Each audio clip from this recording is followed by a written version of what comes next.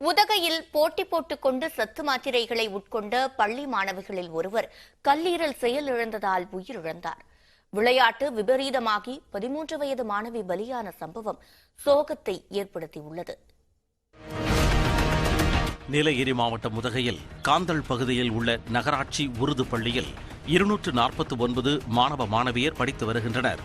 இங்கு வழங்கப்பட்ட சத்து மாத்திரைகளை 8ஆம் வகுப்பு படிக்கும் மாணவிகள் 4 பேர் விளையாட்டிற்காக மிட்டாய் சாப்பிடுவது போல போட்டி போட்டுக்கொண்டு உட்கொண்டதாக கூறப்படுகிறது. வாரத்திற்கு ஒரு மாத்திரை உட்கொள்ள வேண்டிய நிலையில் ஏராளமான மாத்திரைகளை ஒரே நேரத்தில் விழுங்கியதால் 4 மாணவிகளும் வகுப்பறையிலேயே மயங்கி விழுந்தனர். உடனடியாக உதகை அரசு மருத்துவமனையில் முதல் உதவி சிகிச்சை அளிக்கப்பட்டு மேல் சிகிச்சைக்காக கோவை அரசு மருத்துவமனையில் அனுமதிக்கப்பட்டனர். இதில் 3 மாணவிகளின் உடல்நிலையில் முன்னேற்றம் ஏற்பட்ட நிலையில் சைஃபா பாத்திமா என்ற மாணவியின் உடல்நிலை மட்டும் தொடர்ந்து மோசமடைந்து வந்தது. இதனிடையே மாணவி சைஃபா பாத்திமாவின் கல்லீரல் செயலிழந்தது. இதனால் கவலைக்கிடமாக இருந்த மாணவி உயர் சிகிச்சைக்காக கோவையில் இருந்து சென்னைக்கு ஆம்புலன்ஸ் மூலம் அனுப்பப்பட்டார். வரும் வழியில் சேலம் அருகே மாணவிக்கு திடீரென மூச்சுத் திணறல் ஏற்பட்டதால் அவசரமாக சேலம் அரசு மோகன் குமாரமங்கலம் மருத்துவக் கல்லூரி மருத்துவமனையில் அனுமதிக்கப்பட்டார். அங்கு தீவிர சிகிச்சை அளிக்கப்பட்ட போதும் சிகிச்சை பலனின்றி மாணவி சைஃபா பாத்திமா உயிரிழந்தார். கோவை அரசு மருத்துவமனையில் சிகிச்சை பெற்று வரும் மற்ற 3 மாணவிகளின் உடல்நிலையில் முன்னேற்றம் இருப்பதாக மருத்துவர்கள் தெரிவித்துள்ளனர். இந்நிலையில் கவனக்குறைவாக செயல்பட்டதாக காந்தல் உருது பள்ளியின் தலைமை ஆசிரியர் முகமது அமீன், ஆசிரியை கலைவாணி ஆகியோரை பணியிடை நீக்கம் செய்து நீலகிரி மாவட்ட தொடக்க கல்வி அலுவலர் ஜெயக்குமார் உத்தரவிட்டுள்ளார். தமிழ்நாட்டில் 10 மாவட்ட அலுவலகங்களை திறக்கும் நிகழ்ச்சிகளில் பாஜகவின் தேசிய தலைவர் ஜே.பி. நட்டா இன்று பங்கேற்க இருக்கிறார். டெல்லியில் இருந்து விமானம் மூலம் பெங்களூரு வரும் நட்டா அங்கிருந்து ஹெலிகாப்டர் மூலம் கிருஷ்ணகிரி சென்று அங்கு மாவட்ட கட்சி அலுவலகத்தை திறந்து வைக்கிறார். பின்னர் அங்கிருந்தபடியே காணொலி காட்சி வாயிலாக புதுக்கோட்டை, திருச்சி, தேனி, தருமபுரி, விழுப்புரம் உள்ளிட்ட 9 மாவட்டங்களில் கட்சி அலுவலகங்களை அவர் திறந்து வைக்கிறார். இந்த நிகழ்ச்சியில் பாஜக மாநில தலைவர் அண்ணாமலை, மத்திய இணையமைச்சர் எல் முருகன், சி.டி. ரவி உள்ளிட்டோர் பங்கேற்க இருக்கின்றனர். அதனைத் தொடர்ந்து பெங்களூரு செல்லும் நட்டா கர்நாடக சட்டமன்ற தேர்தல் குறித்து பொறுப்பாளர்களுடன் ஆலோசனை மேற்கொள்ள உள்ளார்.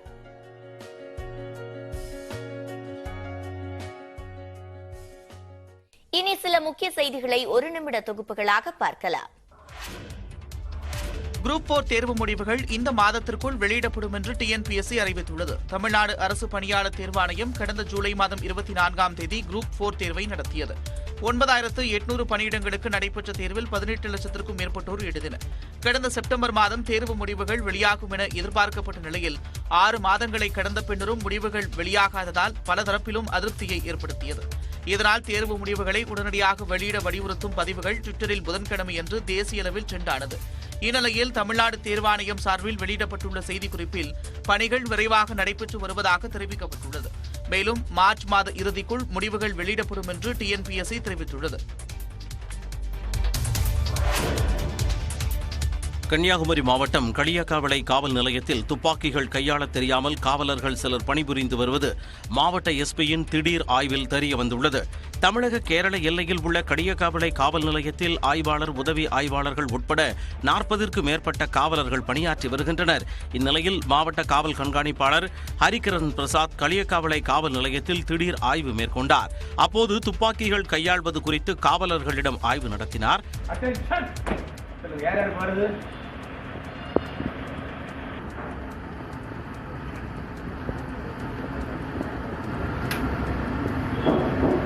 இதில் காவலர்கள் சிலருக்கு துப்பாக்கிகளை கையாள தெரியவில்லை என தெரிய வந்தது.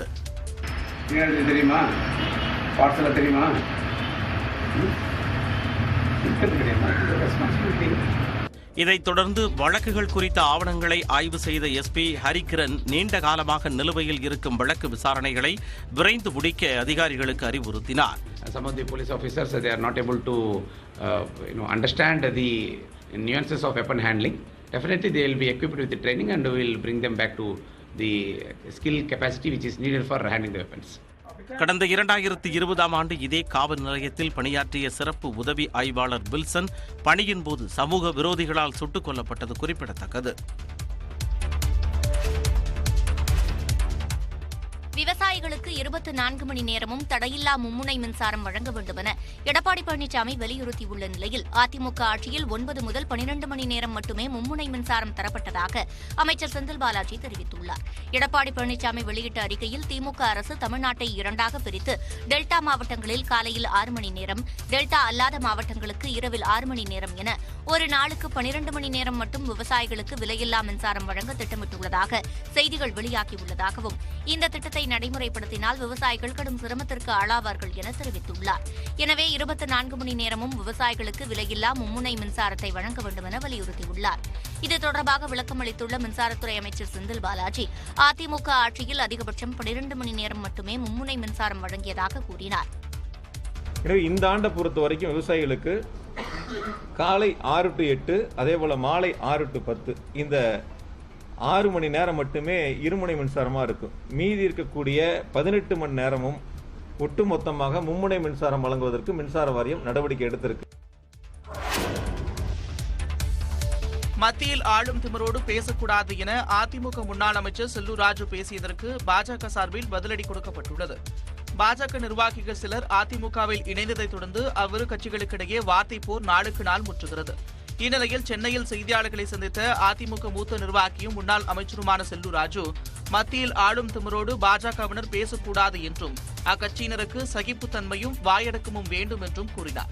எங்க கட்சியில இருந்து பாரதிய ஜனதா சேர்க்கும்போது இனிச்சிச்சு, இப்ப அங்கிருந்து இங்க வரும்போது கசக்குதான். அதனால சகிப்புத்தன்மை வேண்டும். முதல்ல பாரதிய ஜனதா கட்சிக்காரங்களுக்கு சகிப்புத்தன்மை வேண்டும், வாயடக்கம் தேவை. வாய் கொழுப்போட பேசக்கூடாது, மத்தியில் ஆளுகின்ற திமிரோட பேசக்கூடாது. அதுதான் எங்களுடைய மெசேஜ். இத்தனை நாட்கள் தெர்மாக்கோல் ஆராய்ச்சியில் இருந்த செல்லூர் ராஜு தன்னை வளர்த்துக் கொண்ட பிறகு கருத்து சொன்னால் நல்லது என பாஜக தமிழக விளையாட்டு மற்றும் திறன் மேம்பாட்டு பிரிவு தலைவர் அமர் பிரசாத் ரெட்டி ட்விட்டரில் பதிலளித்திருக்கிறார். வாய்க்குழுப்பின்றி பேசுவது, திமிரின்றி நடந்து கொள்வது பற்றியெல்லாம் வகுப்பெடுக்க மதுரையில் செல்லூர் ராஜு விரைவில் கல்லூரி துவங்கப் போவதாகவும் அவர் தெரிவித்துள்ளார். வதந்திகளை தவிர்க்க புலம்பெயர் தொழிலாளர்களுக்கு வாட்ஸ்அப் குழு உருவாக்க முடிவு செய்திருப்பதாக காவல்துறை தலைவர் சைலேந்திரபாபு தெரிவித்துள்ளார். கோவை மாவட்ட காவல் கண்காணிப்பாளர் அலுவலகத்தில் புலம்பெயர் தொழிலாளர்கள் விவகாரம் குறித்து தொழில்துறையினருடன் தமிழ்நாடு காவல்துறை தலைவர் சைலேந்திரபாபு ஆலோசனை மேற்கொண்டார். பிறகு செய்தியாளர் பேசிய அவர், வதந்தி பரப்பியது தொடர்பாக இதுவரை 11 வழக்குகள் பதிவு செய்யப்பட்டிருப்பதாகவும் 3 பேர் கைது செய்யப்பட்டுள்ளதாகவும் தெரிவித்தார். தொடர்ந்து புலம்பெயர் தொழிலாளர்களுடன் உரையாடல் வைத்துக் கொள்ளவும் தொழில்துறையினருக்கு அறிவுறுத்தப்பட்டிருப்பதாகவும், புலம்பெயர் தொழிலாளர்களின் அச்சத்தை போக்கும் வகையில் அவர்களது மொழியிலேயே தகவல்களை தெரிவிக்க நடவடிக்கைகள் மேற்கொள்ளப்பட்டிருப்பதாகவும் அவர் கூறினார். காவல்துறை அதிகாரிகளும் அவங்கள்ட்ட போய் தொடர்ந்து அவங்களுக்கு தைரியம் கொடுக்கணும், அவங்கள்ட்ட பேசணும், அவங்கள வாட்ஸ்அப் குரூப்பில் சேர்க்கணும்.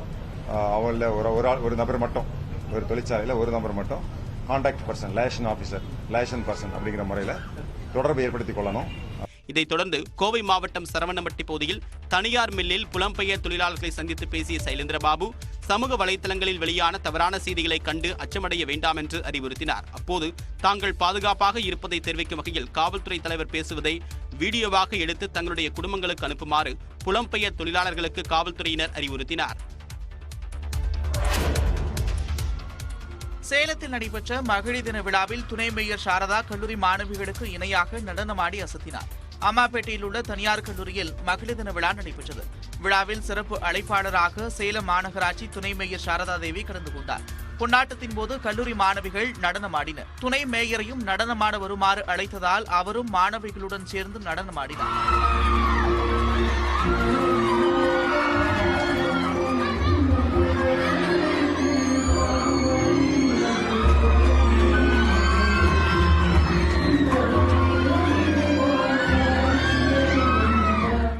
துணை மேயர் நடனமாடிய போது நிகழ்ச்சியில் பங்கேற்றவர்கள் கைத்தட்டி உற்சாகப்படுத்தினர்.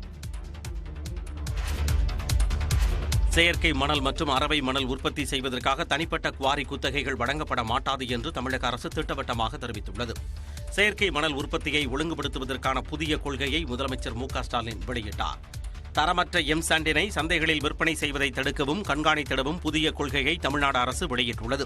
அதன்படி இந்திய தரக்கட்டுப்பாட்டு நிறுவனத்தால் பரிந்துரைக்கப்பட்ட தரத்தையொட்டி அதிக வலிமை மற்றும் செலவு குறைந்த தரமான செயற்கை மணல் பயன்பாடு ஊக்குவிக்கப்படும் என தெரிவிக்கப்பட்டுள்ளது.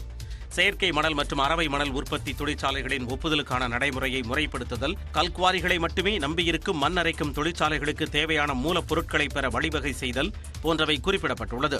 கட்டடங்கள், கான்கிரீட் கட்டமைப்புகள், குவாரி கழிவுகள், இடிப்பு கழிவுகளை நேர்த்தியாக மறுசுழற்சி செய்வது ஊக்குவிக்கப்படும் என்றும், எம்சாண்ட் உற்பத்தி செய்வதற்கான தனிப்பட்ட குவாரி குத்தகைகள் எதுவும் வழங்கப்படாது எனவும் தெரிவிக்கப்பட்டுள்ளது. மாநிலத்தில் குவாரி கழிவுகளே இல்லாத நிலையினை உருவாக்குவதே இந்த கொள்கையின் குறிக்கோளாகும் என தமிழ்நாடு அரசு கூறியுள்ளது. தீப்பெட்டி தொழிலை பாதிக்கும் சட்டவிரோதமான வெளிநாட்டு சிகரெட் லைட்டர்களை பறிமுதல் செய்ய நடவடிக்கை எடுக்கப்பட்டிருப்பதாக தொழிலாளர் நலன் மற்றும் திறன் மேம்பாட்டுத்துறை அமைச்சர் CBI கணேசன் தெரிவித்துள்ளார். தமிழ்நாடு பட்டாசு மற்றும் தீப்பெட்டி தொழிலாளர்கள் நல வாரியத்தின் முதலாவது வாரிய கூட்டம் சென்னை தேனாம்பேட்டையில் நடைபெற்றது. இந்த கூட்டத்தில் சட்டவிரோதமாக விற்பனை செய்யப்படும் வெளிநாட்டு சிகரெட் லைட்டர்களால் தீப்பெட்டி உற்பத்தி பெருமளவில் பாதிக்கப்பட்டுள்ளதாக தீப்பெட்டி உற்பத்தியாளர்கள் மற்றும் தொழிலாளர்கள் தெரிவித்தனர். இதனைத் தொடர்ந்து பேசிய தொழிலாளர் நலத்துறை அமைச்சர் CBI கணேசன், தீப்பெட்டி உற்பத்தியாளர்கள் மற்றும் தொழிலாளர்களின் கோரிக்கையை ஏற்று சட்டவிரோதமாக விற்கப்படும் வெளிநாட்டு சிகரெட் லைட்டர்களை பறிமுதல் செய்ய சிறப்பு குழுக்கள் அமைக்கப்பட்டிருப்பதாக கூறினார். அமைப்பு சாரா தொழிலாளர்களின் பாதுகாப்பினை உறுதி செய்யும் வகையில் தமிழ்நாடு அரசு செயல்பட்டு வருவதாகவும் அமைச்சர் CBI கணேசன் தெரிவித்தார். திகார் சிறையில் உள்ள டெல்லி முன்னாள் துணை முதலமைச்சர் மணீஷ் சிசோடியாவை சட்டவிரோத பணப்பரிமாற்ற வழக்கில் அமலாக்கத்துறை கைது செய்துள்ளது. டெல்லி மதுபான கொள்கை ஊழல் வழக்கில் மணீஷ் சிசோடியாவை CBI கைது செய்தது. இந்த வழக்கை விசாரித்த சிறப்பு நீதிமன்றம் மணீஷ் சிசோடியாவை திகார் சிறையில் அடைக்க உத்தரவிட்டது. இதனிடையே மணீஷ் சிசோடியா தாக்கல் செய்த ஜாமீன் மனு வெள்ளிக்கிழமை விசாரணைக்கு வருகிறது. இந்நிலையில் சட்டவிரோத பணப்பரிமாற்றம் தொடர்பாக திகார் சிறையில் மணீஷ் சிசோடியாவிடம் அமலாக்கத்துறையினர் விசாரணை நடத்தியதாக தெரிகிறது. அதன் அடிப்படையில் அமலாக்கத்துறையினர் மணீஷ் சிசோடியாவை கைது செய்தனர். இதனால் மதுபான கொள்கை ஊழல் தொடர்பான வழக்கில் சிசோடியாவிற்கு ஜாமீன் கிடைத்தாலும் அவர் வெளிவர முடியாத சூழல் ஏற்பட்டுள்ளது. இதற்கு கண்டனம் தெரிவித்துள்ள அரவிந்த் கெஜ்ரிவால், CBI சோதனையில் மணீஷ் சிசோடியாவிற்கு எதிராக எந்த ஆதாரமும் கிடைக்கவில்லை என்று கூறியுள்ளார். அவர் விடுதலையாகும் சூழல் ஏற்பட்டால் புதிய போலி வழக்குகளை உருவாக்கி மணீஷ் சிசோடியாவை சிறையில் வைத்திருப்பதே அவர்களின் நோக்கம் என்று கெஜ்ரிவால் குறிப்பிட்டுள்ளார். இதனை பார்த்துக் கொண்டிருக்கும் மக்கள் நிச்சயம் பதிலளிப்பார்கள் என்றும் அரவிந்த் கெஜ்ரிவால் ட்விட்டரில் பதிவிட்டுள்ளார். உத்தரப்பிரதேச மாநிலம் பிரயாக்ராஜில் ஆண்களின் ஆடையை பெண்கள் கிழித்து விளையாடும் வித்தியாசமான ஹோலி பண்டிகை கோலாகலமாக கொண்டாடப்பட்டது. நாடு முழுவதும் ஹோலி பண்டிகை மார்ச் 8ஆம் தேதி வண்ணமயமாக கொண்டாடப்பட்டது. இதன் நீட்சியாக உத்தரப்பிரதேச மாநிலம் பிரயாக்ராஜில் ஹோலிக்கு மறுதினம் ஆடைகளை கிழித்து விளையாடும் நூதன கொண்டாட்டம் களை கட்டியது. இதில் பெண்கள் மீது ஆண்கள் நீரூற்றியும் ஆண்களின் ஆடைகளை பெண்கள் கிழித்தும் உற்சாகமாக விளையாடினர்.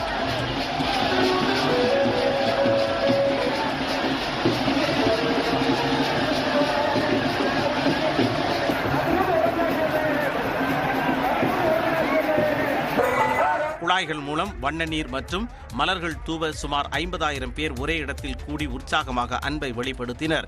இதனை காணவும் இதில் பங்கேற்கவும் பல்வேறு நகரங்களில் இருந்து ஏராளமானோர் கூடினர்.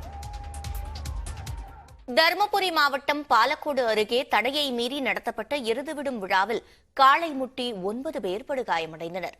பாலக்கோடு ஸ்ரீபுதூர் மாரியம்மன் கோவிலில் திருவிழாவை முன்னிட்டு ஏற்பாடு செய்யப்பட்டிருந்த எருதுவிடும் விழாவிற்கு மாவட்ட நிர்வாகம் தடை விதித்திருந்தது. இந்நிலையில் நேற்றிரவு தடையை மீறி மின்னொளியில் எருதுவிடும் விழா நடத்தப்பட்டது. இதில் காளை ஒன்றின் கழுத்தில் கட்டியிருந்த கயிற்றை பிடிக்காமல் கழற்றி விட்டதால் சுற்றி நின்ற பொதுமக்களை கொம்பில் குத்தி தூக்கி வீசியது.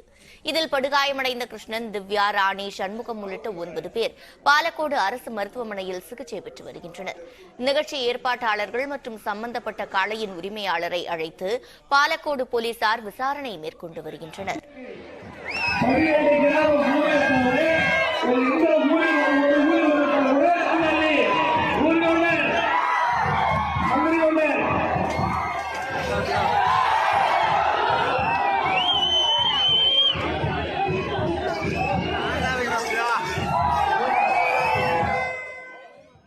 அதிமுக பொதுச் செயலாளர் தேர்தலை விரைவில் நடத்துவதற்கான பணிகள் குறித்து எடப்பாடி பழனிசாமி தலைமையில் நடைபெற்ற மாவட்ட செயலாளர்கள் கூட்டத்தில் ஆலோசிக்கப்பட்டதாக தகவல்கள் தெரிவிக்கின்றன.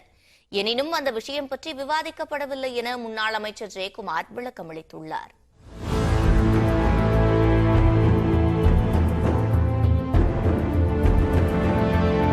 ஈரோடு கிழக்கு தொகுதி இடைத்தேர்தலில் அதிமுக வேட்பாளர் தென்னரசு தோல்வியடைந்த நிலையில் சென்னை ராயப்பேட்டையில் உள்ள அதிமுக தலைமை அலுவலகத்தில் மாவட்ட செயலாளர்கள் கூட்டம் நடைபெற்றது. இடைக்கால பொதுச் செயலாளர் எடப்பாடி பழனிசாமி தலைமையில் நடைபெற்ற இந்த கூட்டத்தில் அமைப்பு ரீதியாக உள்ள 68 மாவட்ட செயலாளர்கள் கலந்து கொண்டனர். மேலும் கேரளா, கர்நாடக மாநிலங்களைச் சேர்ந்த பொறுப்பாளர்கள் பங்கேற்றனர். கூட்டத்திற்குள் செல்போன் எடுத்துச் செல்ல மாவட்ட செயலாளர்களுக்கு அனுமதி மறுக்கப்பட்டது. சுமார் 1.5 மணி நேரம் நடைபெற்ற இந்த கூட்டத்தில் பேசிய எடப்பாடி பழனிசாமி, இடைத்தேர்தல் முடிவுகள் நாடாளுமன்ற தேர்தலில் நிச்சயம் எதிரொலிக்காது என்று கூறினார். எனவே கட்சியினரிடம் விருப்பு வெறுப்பின்றி அனைவரையும் அரவணைத்துச் சென்று கட்சியை பலப்படுத்த வேண்டும் என்று மாவட்ட செயலாளர்களுக்கு அவர் அறிவுறுத்தினார். வாக்குச்சாவடி அளவில் குழுக்களை வலுப்படுத்த முடிவு செய்யப்பட்டதாக கூறப்படுகிறது. கட்சியின் பொதுச் செயலாளர் தேர்தலை அடுத்த மாதம் நடத்த கட்சி தலைமை முடிவு செய்துள்ளதாக கூறப்படுகிறது. இதையொட்டி தேர்தலுக்கு தயாராகுமாறு மாவட்ட செயலாளர்கள் கேட்டுக் கொள்ளப்பட்டனர். அதிமுக, பாஜக இடையே கூட்டணி உள்ள நிலையில் தமிழ்நாடு பாஜகவை யாரும் நேரடியாக விமர்சிக்க வேண்டாம் என்று கூட்டத்தில் அறிவுறுத்தப்பட்டதாக தகவல்கள் தெரிவிக்கின்றன. கூட்டத்திற்கு பிறகு செய்தியாளர்களிடம் பேசிய முன்னாள் அமைச்சர் ஜெயக்குமார், கட்சியின் வளர்ச்சிப் பணிகள் குறித்தும் நாடாளுமன்ற தேர்தல் குறித்தும் விவாதிக்கப்பட்டதாக தெரிவித்தார். அதே நேரம் பொதுச் செயலாளர் தேர்தல் குறித்து விவாதிக்கப்படவில்லை என்று ஜெயக்குமார் கூறினார். நம்முடைய இந்த மாவட்ட கழக செயலாளர் கூட்டத்திலே கட்சியினுடைய அந்த வளர்ச்சி, அதே போன்று மக்களை சந்திக்கின்ற அந்த ஒரு நிகழ்வுகளும் இன்றைக்கு ஒரு விவாதமாக இன்றைக்கு எடுத்து வைக்கப்பட்டு அதன் அடிப்படையிலே ஒரு சிறப்பான முறையிலே கூட்டம் நடைபெற்றது என்பதை நான் இந்த நேரத்தில் தெரிவித்துக் கொள்கின்றேன். பொதுச் செயலாளர் தேர்தல் தொடர்பாக பேசணும், அது இங்கே விவாதிக்க வேண்டிய அவசியம் இல்லை இல்லையா? அதனால அது குறித்து விவாதிக்கலாம். இந்நிலையில் ஈரோடு கிழக்கு இடைத்தேர்தலில் ஓ பன்னீர்செல்வத்தால் வேட்பாளராக அறிவிக்கப்பட்ட செந்தில் முருகன் அதிமுக தலைமை அலுவலகத்தில் எடப்பாடி பழனிசாமியை சந்தித்து அதிமுகவில் தன்னை இணைத்துக் கொண்டார். இதேபோல ஓ பன்னீர்செல்வத்தால் நான்குநேரி தெற்கு ஒன்றிய செயலாளராக அறிவிக்கப்பட்ட தளவை சுந்தர்ராஜும் அதிமுகவில் இணைந்து கொண்டார். இதற்கிடையே செந்தில் முருகனை கட்சியிலிருந்து நீக்குவதாக ஓ பன்னீர்செல்வம் அறிவித்துள்ளார். எய்ம்ஸ் போன்ற பிரம்மாண்ட மருத்துவமனைகளை அமைக்க காலதாமதம் ஆகலாம் என தெலங்கானா ஆளுநரும் புதுச்சேரி துணைநிலை ஆளுநருமான தமிழிசை சவுந்தரராஜன் தெரிவித்துள்ளார். சென்னை KK நகரில் உள்ள ESIC அரசு மருத்துவக் கல்லூரி மருத்துவமனையில் சர்வதேச மகளிர் தினத்தை முன்னிட்டு நடைபெற்ற நிகழ்ச்சியில் பங்கேற்று பேசிய போது தமிழிசை இவ்வாறு தெரிவித்தார். எய்ம்ஸ் நம்ம மாநிலத்திற்கு வருகிறது என்று நாம் எல்லாம் மகிழ்ச்சி அடையணும். எய்ம்ஸ் வரும்போது எந்த மாவட்டத்துக்கு கொண்டு போறதுன்னு அதுல ஒரு சண்டை போட்டுட்டு இருந்தாங்க. அதிலே காலதாமதமாச்சு. அப்புறம் அது மதுரைக்கு கொண்டு வரப்பட்டது. ஏன்னா தென்பகுதியையும் வடபகுதியும் இணைக்கின்ற ஒரு மதுரையில் அது இருக்கணும் அப்படின்னு. அது ஒரு பிரம்மாண்டமாக கட்டப்படுற மருத்துவமனை. சும்மா நான் ஒரு வார்டு போட்டேன், 2வது வார்டு கொண்டாண்டேன் அப்படின்றது இல்ல. அதனால்தான் சொன்னேன், மருத்துவமனைகள் எல்லாம் செங்கல்களால் கட்டப்படுவதில்லை, இதயத்தினால் கட்டப்படுகிறது. இன்னும் பல ஆண்டுகளாக அந்த கட்டப்பட்டு அதன் மூலம் பல இதயங்கள் காப்பாற்றப்பட வேண்டும். சிவகங்கையில் EPS பங்கேற்கும் பொதுக்கூட்ட நாளில் OPS அணியினர் போராட்டத்திற்கு அனுமதி கோரிய நிலையில் அதற்கு காவல்துறை மறுத்துள்ளது. சிவகங்கையில் வரும் சனிக்கிழமை அதிமுக இடைக்கால பொதுச் செயலாளர் எடப்பாடி பழனிசாமி பங்கேற்கும் பொதுக்கூட்டத்திற்கு அனுமதி கோரி காவல்துறையிடம் மனு அளிக்கப்பட்டிருந்தது. அதே நாளில் ஓ பன்னீர்செல்வம் அணியினர் போராட்டம் நடத்த அனுமதி கேட்டிருந்தனர். ஒரே நாளில் இருதரப்பும் தனித்தனியே நிகழ்ச்சிகளுக்கு அனுமதி கோரியது தொடர்பான வழக்கு உயர்நீதிமன்ற மதுரை கிளையில் விசாரணைக்கு வந்தது. மாலை 6 மணிக்குள் பரிசீலித்து முடிவெடுக்க சிவகங்கை DSPக்கு நீதிமன்றம் உத்தரவிட்டிருந்தது. இந்நிலையில் எடப்பாடி பழனிசாமி பங்கேற்கும் பொதுக்கூட்டத்திற்கு காவல்துறை அனுமதி அளித்துள்ளது. அதே நேரம் ஓ பன்னீர்செல்வம் தரப்பினரின் ஆர்ப்பாட்டத்திற்கு அனுமதி மறுக்கப்படுவதாக காவல்துறை அறிவித்துள்ளது. அதிமுகவின் ஒரு பிரிவினர் பொதுக்கூட்டம் நடத்தும் அதே நாளில் OPS தரப்பினர் ஆர்ப்பாட்டம் நடத்தினால் சட்டம் ஒழுங்கு பிரச்சினை ஏற்பட வாய்ப்புள்ளதாக தகவல் கிடைத்துள்ளதாக காவல்துறை தரப்பில் விளக்கம் அளிக்கப்பட்டுள்ளது. எனவே ஓ பன்னீர்செல்வம் தரப்பினர் மற்றொரு நாளில் போராட்டத்திற்கு அனுமதி கோரும் பட்சத்தில் பரிசீலிக்கப்படும் என்றும் தெரிவிக்கப்பட்டுள்ளது. உத்தரவை மீறும் பட்சத்தில் கட்சி நிர்வாகிகள் மீது சட்டப்படியான நடவடிக்கை எடுக்கப்படும் என எச்சரிக்கை விடுக்கப்பட்டுள்ளது.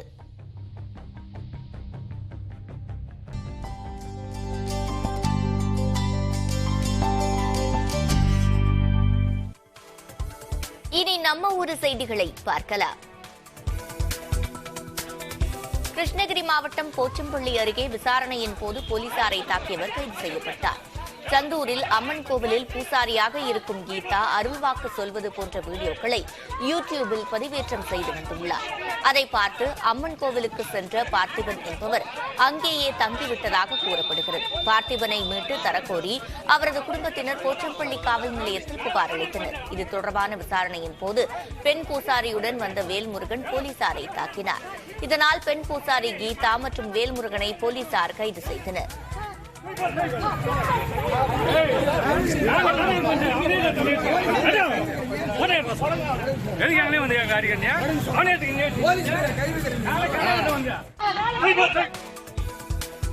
திருவண்ணாமலை மாவட்டம் வந்தவாசியில் பண மோசடி வழக்கில் சீல் வைக்கப்பட்ட விஆர்எஸ் நிதி நிறுவனத்தின் சூப்பர் மார்க்கெட்டில் அதிகாரிகள் ஆய்வு மேற்கொண்டனர்.